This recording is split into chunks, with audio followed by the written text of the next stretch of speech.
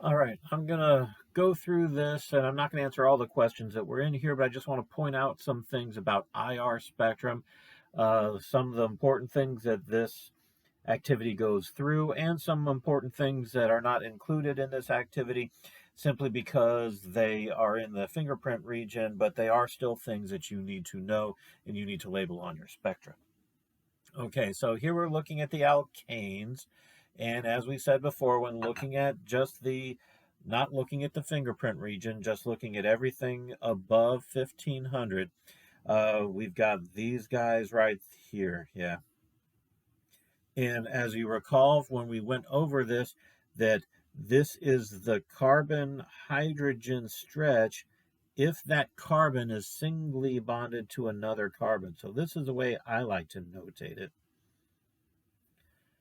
I say, okay, I tell everyone this is the carbon hydrogen stretching when that carbon is singly bonded to another carbon. No, this is not carbon-carbon stretching here, it's carbon hydrogen stretching. And so that would go for all these. For all of these, I would do something like CCH, and then just an arrow to show, okay, that's what I'm talking about there. Okay. Now, when we're dealing with alkenes, looking at various alkenes, note that we pointed out two areas, mainly these guys right here. Here, this guy here, this one here. Note these are at about 3,100 wave numbers or so. And what does that do to? Well, as we said, this one right here is due to the carbon hydrogen stretch, but that carbon is double bonded to the other carbon. So it tells us, this peak here tells us that we've got carbon-carbon double bonds in our molecule, but it is due to the carbon hydrogen stretch. So this is how I like it labeled on the spectrum. If you just put carbon hydrogen, no, because that's not what it's telling us. It's telling us double bond. If you just put carbon-carbon double bond, that's not exactly the best thing to put either, because it's not due to the carbon-carbon double bond. It's due to the carbon hydrogen stretch, but tells us that it's the double bond, which is why this is what I like to see when you annotate your spectra and you have those peaks. And note, we also have this peak in here, and this also tells us carbon-carbon double bond. That is a carbon-carbon double bond stretch. All right, now we're looking at alkynes, and note that these three are all terminal alkynes. Terminal alkynes means we have RC triple bond CH. It ends with an H there. And there are two areas to look at with this. The first one should be obvious. It is this peak right there. You see it in all three of these, and that is due to the C triple bond CH. Note it is the CH stretch when that carbon is triple bonded to another carbon. So this is, when these are labeled, this is what I like to see. CH triple bond here, indicating for sure that you've got a triple bond. And note that we also have this peak right here, and this is our carbon-carbon triple bond stretch. All right, something to note about this is that when you have an internal alkyne, when your triple bond is in the middle of the molecule, that means you're going to have something RC triple bond CR prime, two different things. Then you're only going to see this peak at about 2100 or so. You will not see this one because there is no H. And this is getting way deep into it, but it's something you should just be aware of because people are tricky. Well, IR gets tricky sometimes. If your two R groups are the same, if your molecule is symmetrical about the triple bond, such that you had, say, a tert-butyl group on this side and a tert-butyl group on that side, and there was symmetry around your molecule, this side was mirror image of that side, then you will not see this peak. This peak at 2100 only occurs if your triple bond is not in the dead middle of the molecule. If there is symmetry about that triple bond, you do not see this peak. If there's no symmetry, which most of the time, these two R groups are going to be different. So if they're different, then you will see this peak. But if they're the same, exact same R group, then you will not see that peak at all. You will not see this peak at all. And so the IR will do a horrible job of telling you if there's an alkyne. However, carbon-13 NMR will do an excellent job of telling you if there's an alkyne. So that's why we always run multiple spectra, as many spectra as we can on our molecules to get as much information as possible. All right. What you'll also notice here is this in the fingerprint region, this peak. You see it in all three of those. What happens is occasionally when we're looking at this peak right here, when we're looking at this is due to the carbon-carbon triple bond doing this type of vibration, where the carbons go out from each other and then come back in. It's just going in and out and in and out, this bond getting larger, shorter, larger, shorter, larger, shorter. What happens sometimes, or what also happens, another vibration is called an out-of-plane vibration, where this is going to look weird, where it kind of does this.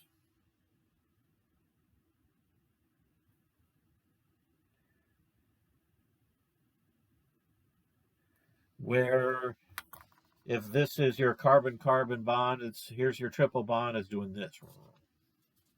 So it's not going in and out and in and out and in and out. It's going up and down like that. It's like flapping. That's an out-of-plane motion, and that occurs between 600 to 800 wave numbers in your IR spectrum. And so you'll see that with these alkynes. Note, alkenes also do that, so you kind of see it with the alkenes too, just not quite as strong. Note when you have aromatic compounds, since we're here, note this didn't show up, you tend to get a fairly decent out-of-plane bend because an aromatic compound is flat. See? It's flat. And so what'll happen is you'll get this type of motion where it's flapping. This is the aromatic out-of-plane bend. And that's something to look for, something that I expect you to notate on your spectrum. And usually, I just want you to note it, so I'll usually accept something like oop for the out-of-plane bend, or you can do aromatic out-of-plane bending and put an arrow to there or something like that. So something just to notice. It's something in the fingerprint region to look at. Also with these, note that you have these peaks here and here at about 3100 or so. Note that the structure of benzene or these phenyl compounds don't quite do it justice because, recall, due to aromaticity, or if you're looking at it from a Lewis structure way, when you're looking here with these double bonds are delocated, they're not localized, you have delocalization. Lewis structures have to do resonance forms to indicate that. And so if we're going to do it using resonance forms, note that benzene, this would have this resonance form. And what that means is that there's no double bonds, no single bonds. Each bond is a combination of double and single, but it still has these peaks around 3000 to 3100. And you'll see those along with the out-of-plane bend. You'll often see that. But there's something else to look at for these compounds. If you have pure benzene, you have these two peaks here. These are benzene overtones. These are frequencies of vibration that are a whole number multiplied of your other frequencies of vibration. So if your vibration was 2,000, it would be 4,000 or something like that. All right. And the thing to note that's just diagnostic is when you have substituted benzenes. Now, this isn't all the time, but it's something to look for. When you have substituted benzene, look for this grouping of 4 peaks that look like that. These are also overtones for substituted benzene. Note they must look like this. I see a lot of people say, "Ooh, overtones," and they point to just noise. No, it's got to be, look, no noise, fairly flat, peak, peak, peak, peak, fairly flat again. It's got to look something like that. There's a lot of people, "Oh, look, overtones here." It's like, no, that's just noise in the spectrum. But it is something to look for to help identify your benzene compounds, because right now we're looking at, okay, I've got an out of plane bend, I've got my 3100. How do I tell an aromatic compound from just a double bond? Well, when we look at the carbon-carbon double bond for alkenes, note we do not have those crazy overtones, those 4 overtone peaks. So that's one thing to look at. Another thing to look at, and this is kind of a bad example because these are 2 very simple rings. A lot of your aromatic compounds have what I call a busy fingerprint region. Oftentimes, you'll have a lot of sharp spikes in this fingerprint region. Between 500 and 1500 wave numbers, you'll see a lot of busyness, just a lot of activity, a lot of sharp spikes in there. That leads one to say, hey, I'm seeing lots of sharp spikes in here. I'm wondering if there's a benzene ring present. Turns out these 2 example spectra don't have that, but as we go on, we're going to see this more often. So the next thing we're looking at are the alcohols, and this is the obvious feature of this alcohol is this big tongue-like presence there at about 34, 33, 3400 or so wave numbers. Yeah, this is indicative of alcohol. Note the width of it. It has to be a fairly wide, broad peak. Note it has to go down. Usually goes down pretty far. Definitely. And this is our OH. Okay. One of the reasons it is wide is because if you recall from our pKa's, compared to CH bonds, OH bonds are a bit more acidic. And therefore, this hydrogen can be given up sometimes. And so it's this hydrogen bond not only is vibrating, but this hydrogen can just vibrate right off of there and then get replaced by a different hydrogen. It can exchange with other hydrogens in your sample. Now, when we run our solid samples, it's much less likely. But it does give us this wider peak here. Okay. Also, something to look at in the fingerprint region. It's kind of tough with these guys, but oftentimes you'll have the carbon-oxygen single bond stretch. And that occurs between 1,000 wave numbers to about 1,200 wave numbers. It tends to be a bit broader than the other peaks. And so when I'm looking at these spectra here, I'm seeing, ooh, I'm seeing this thing right there. I'm imagining that's probably a carbon-oxygen single bond stretch there. Now, note, if all I had was this part of it, I would never guess that as carbon-oxygen single bond. I don't have enough information. But when I see I've got an alcohol present, I know that there's a carbon on the other side of this oxygen, so then I know to look for that carbon single bond stretch. So it's in here. Which one is it? I don't know for sure, but these guys are kind of close together. It could be this one right here. That comes right in the range. Same over here. Could be these 3 right here. It's a little tough with this one to see. But there is something interesting with this one. Do you see how busy the fingerprint region is? Yeah, this is pretty busy. I'm betting you that this is an aromatic compound Okay, but I've got 5, 6, 7, 8. This could be an out of plane bend right there. And the one thing I look for, oh, check this out. Do you see these? Getting a little bit smaller. I bet you there's a fourth one that's just kind of under here somewhere. I'm imagining these are benzene ring overtones. So it would be my,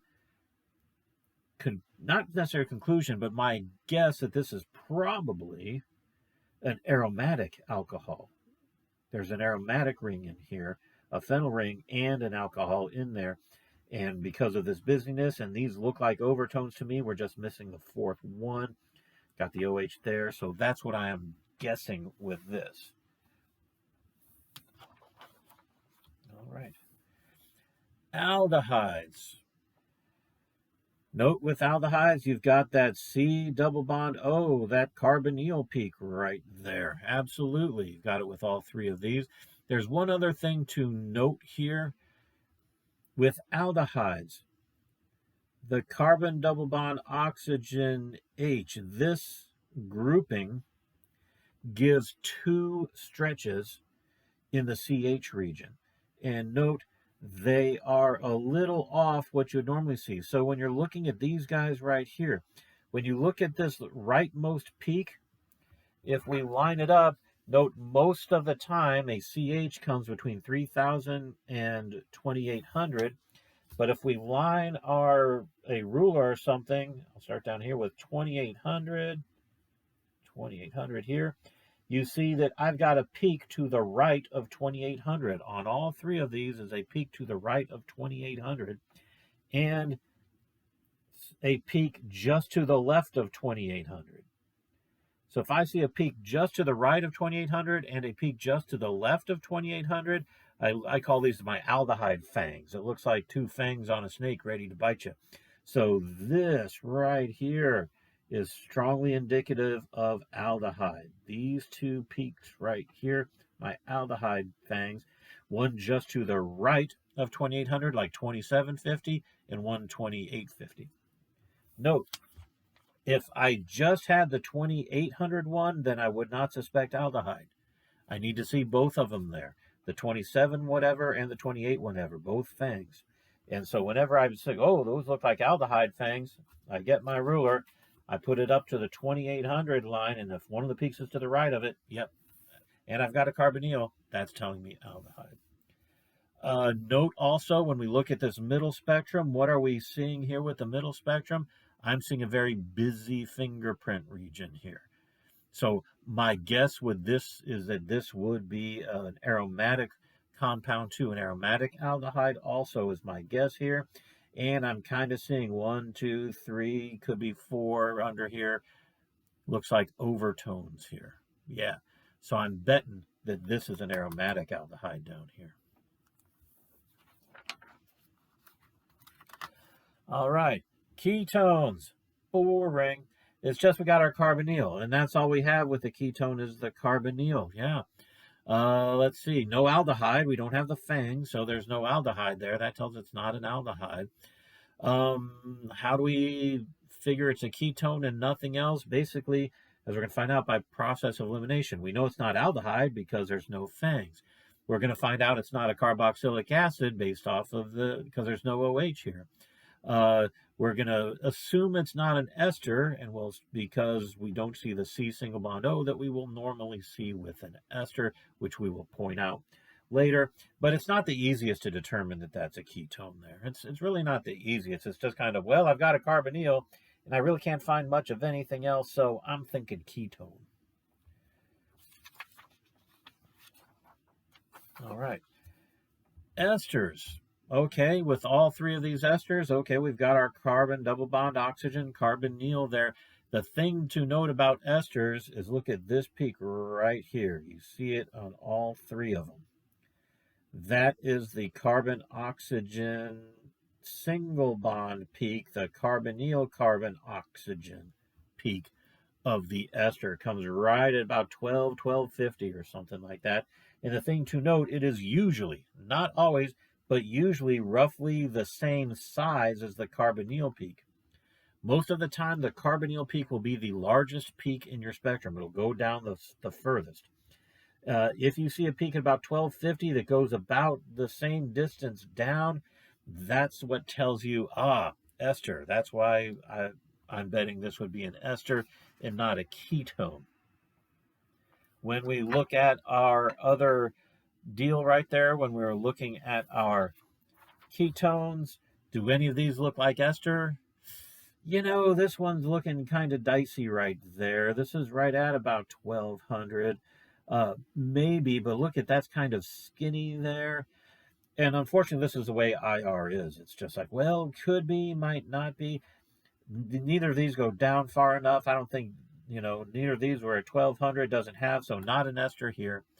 Yeah, no, these don't go down far enough. 1200, not an ester. This one looks ester-ish, but it doesn't strike me as much as ester, but it could be. When you go to esters, oh yeah, definitely an ester. Look at that ester here. Boom, boom. Here's like boom, boom right there. Look how wide that one is. Carbon oxygen single peaks tend to be wide. Definitely ester here. Definitely ester there. All right. Carboxylic acids look lumpy. I mean, the peaks can be very broad. Not all the time, but you tend to have broad peaks. Notably that OH peak, because as we said with alcohols, that hydrogen is acidic. Carboxylic acid is pretty darn acidic. And so with so much exchanging of that hydrogen going off that oxygen and back on, it really creates havoc with trying to nail down vibrational frequencies. So we have a whole bunch of vibrational frequencies. You get this very large OH peak. So if you see big, large OH peak and a carbonyl, that's carboxylic acid. All right. Here we've got the same thing. We've got it's skinnier peaks, carbon double bond oxygen here. Yep, we've got that.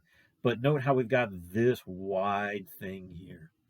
This is our OH. And it's a whole thing.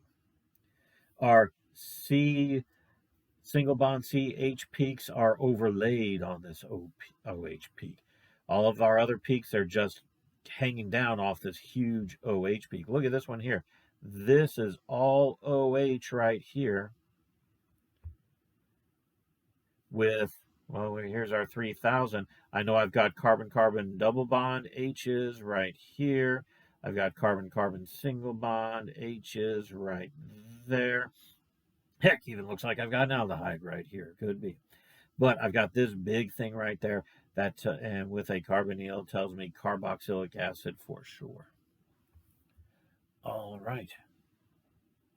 Cool. And the last one we're going to look at are amides, and what it holds very similarly for amines. Note we've got a carbonyl peak. You have to have a carbonyl peak for an amide, but we also have these NH peaks right here. Note NH comes very similar in position to where OH comes. Note, though, that these NH peaks tend to be skinnier. This one's quite skinny, but they tend to look kind of OH-like, a little bit broader than normal, but not as broad as OH. Now, you might be saying, but look how broad this one is. Yeah, but that's two peaks right there. In fact, the fact that it's two peaks right there is leading me to believe it's two hydrogens on there. You tend to see that also with two peaks. That means there's two hydrogens on your nitrogen. One peak tends to be one hydrogen on your nitrogen. But all three of these have the carbonyl peak, and they also have these NH wider peaks, kind of where OH is, roughly in the same position OH is. And that's how we look at amines and amides. All right, so that takes us through this assigning IR spectra. You should be able to create your own little IR table of values. Something to note that if you look in various books, you will find that there are quite a few places that have characteristic group absorptions. Here's something that I have out of one of my books, and it tells you, okay, if you have an alkane, Here's our wave numbers up here: medium peak, wide peaks, sharp peaks, wide and stuff like that there. And this is 1, 2, 3, 4. This is a 5-page document that covers about anything you could want to look at with IR. There are people that just get jazzed about IR and they will have this whole thing almost memorized, which means they will be able to look at those out of plane bending peaks, because here's our aromatics, our benzene rings, and based on the positions of those out of plane bends, they can look between 600 and 1000 wave numbers and tell you if it is di-substituted, 1, 2, 1, 3, tri-substituted. You can examine the IR spectra, and that will lead you to the answer of di, tri, substituted, and how that substitution goes. The only other thing that I want to point out that's in here that you have not seen before, we didn't go over, is halogens. If you've got carbon chlorine or carbon bromine bonds, where you tend to see peaks, note you tend to see strong peaks between 600 and 800 and strong peaks between 1200 and 1400. Note, this is also where you see strong benzene out of plane bending peaks. So note that just seeing a peak, a big peak between 6 and 800 does not necessarily mean benzene. Look for all the other stuff. If you see a strong peak between 6 and 800, but you do not see the peak around 3100, then we might be looking more towards an alkyl halide and not an aromatic compound. So look for that. We don't see this too often. When you tend to see a strong peak here that will lead you astray is if you're running an IR of your sample that you had to evaporate all of the methylene chloride from it, but you did not. If you did not evaporate all of the methylene chloride out of your sample, you'll see a very strong peak between 600 and 800, and a smaller but also strong peak between 12 and 1400 also. And then you'll start you'll not realize there's methylene chloride in your sample, and you'll start trying to assign these as aromatics or something like that and get all out of whack. Note, your proton NMR should indicate to you that you have chloroform in your, or not chloroform, but methylene chloride in your sample, because the two hydrogens on CH2Cl2 come at 5.26 ppm. All right, so that's it for this IR. So when you have a spectra to assign, make sure you do assign them properly. Make sure you assign them properly, everything that you see in the spectrum. That's it for this video.